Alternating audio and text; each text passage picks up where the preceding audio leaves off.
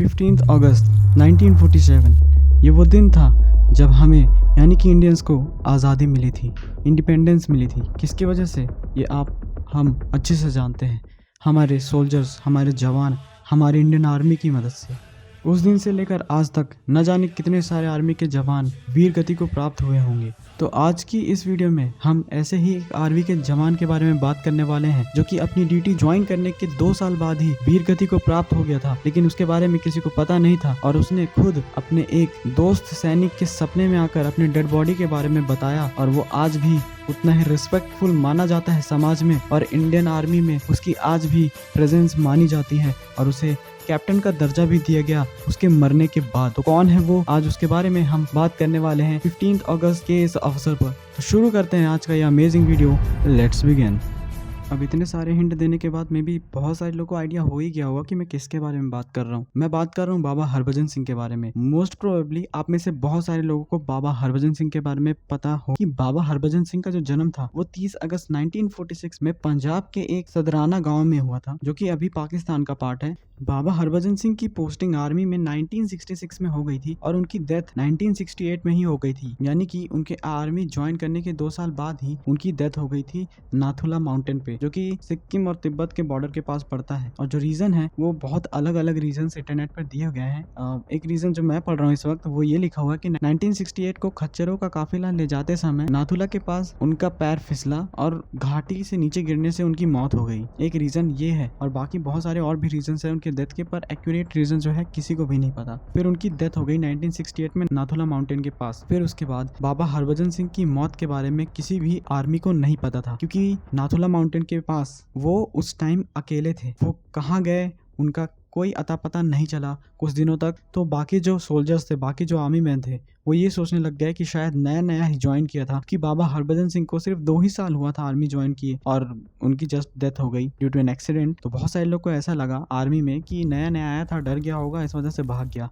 कायर कायर कह के उन्हें बुलाया जाने लगा। उनकी मौत के कुछ समय बाद ही बाबा हरभजन सिंह खुद अपने किसी सिपाही दोस्त के सपने में आए और उन्हें अपने मौत के बारे में बताया और उन्हें ये बताया कि उनकी जो डेड बॉडी है वो नाथुला माउंटेन के पास पड़ी हुई है, तो जल्दी से जल्दी उसे बरामद किया जाए। और जब आर्मी की टीम वहां पर पहुंची चेक करने के लिए कि क्या ये सच है कि नहीं, तो सच में बाबा हरभजन सिंह की जो डेड बॉडी थी वो नाथुला माउंटेन के पास ही आर्मी को मिली। अब सपने में बताई हुई चीज जब कोई रियल में हो जाए और रियल में वो एग्जीक्यूट हो जाए तो वो कितनी बड़ी बात होती है, ये हम सब जानते हैं। तो ये सब देखने के बाद जो पूरी आर्मी टीम थी उनके पैरों तले ज़मीन खिसक गई कि कोई इंसान सपने में आकर के अपनी डेड बॉडी की लोकेशन बताता है और सच में वो चीज़ वो वहीं मिलती है। ये कितनी शॉकिंग चीज़ है, ये आप और मैं अच्छे से जानते हैं। और इसी समय के बाद से में भी बाबा हरभजन सिंह, जो कि उनका एक्चुअल नाम हरभजन सिंह था, उनको बाबा का उपाधि जो है दे दिया गया। उसके बाद फिर कभी भी सिक्किम तिब्बत बॉर्डर के पास कोई भी सोल्जर रात में ड्यूटी करते टाइम अगर सोता था या उसे झपकी लगती थी तो बाबा हरभजन सिंह की स्पिरिट उसे झापड़ मारती थी। और बहुत सारे आर्मी वालों ने ये चीज़ रिपोर्ट भी की है। सिक्किम के आर्मी बॉर्डर पर जितने भी सोल्जर्स हैं वो ये स्ट्रांगली मानते हैं कि बाबा हरभजन सिंह की जो स्पिरिट की प्रेजेंस है वो एक्चुअल में वहाँ पर है और वो रात में सोने वाले हर एक सिपाही को झापड़ मार के जगाती है और उन्हें ड्यूटी पर अलर्ट रखती है। और तो और इंडिया चाइना का जो वॉर होने वाला था उस वॉर से पहले भी बाबा हरभजन सिंह ने किसी एक सोल्जर के सपने में आकर इस वॉर के बारे में पहले से ही अलर्ट दे दिया था। वो भी क्लियर इन्फॉर्मेशन दी थी कि ऐसा कुछ होने वाला है, तो इंडियन आर्मी अलर्ट रहे इस मुसीबत के लिए। और तो और आप लोगों को बिलीव नहीं होगा कि बाबा हरभजन सिंह के लिए आज भी ऑन रिटर्न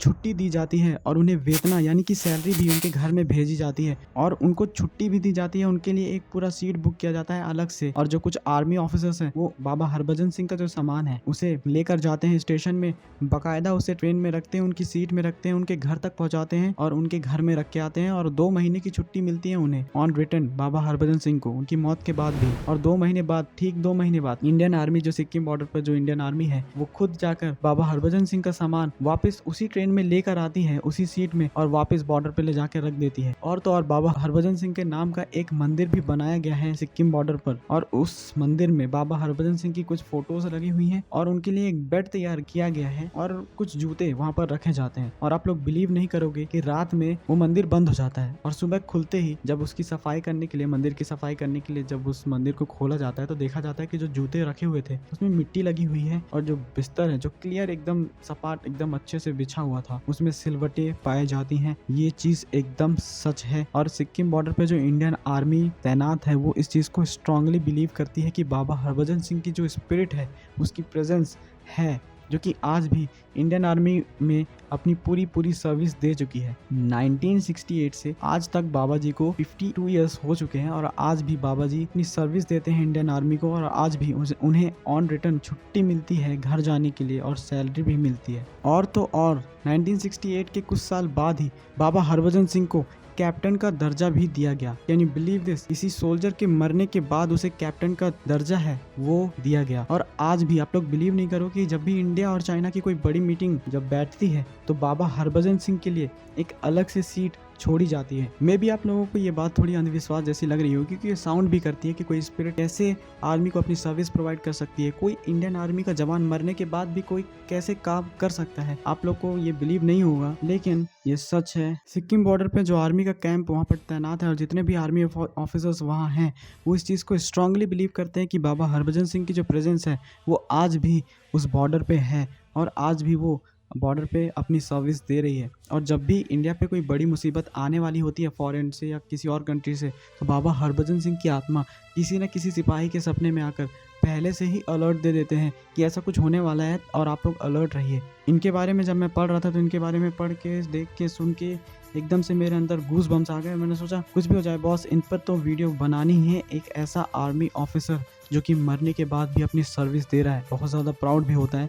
आई होप कि आपको ये वीडियो पसंद आई हो। लाइक करना नहीं करना जो भी हो आप पे डिपेंड करता है। मैंने ये वीडियो बना दी क्योंकि मुझे बनानी थी और मैं इतने टाइम से लेट हूँ उसके लिए सॉरी, पर मैं कंटिन्यू रहने की कोशिश करूंगा। मेरा 12th है इस वजह से मैं रेगुलर वीडियोस नहीं डाल पाता। होप सो कि आज ही वीडियो आ जाए। इंडिपेंडेंस डे पे मैं ये रिकॉर्ड कर रहा हूँ। अगर आ जाती है तो happy independence day to all, अगर नहीं भी आती तो भी हैप्पी इंडिपेंडेंस टू ऑल। और मैं रेगुलर वीडियोस डालने की कोशिश करूंगा।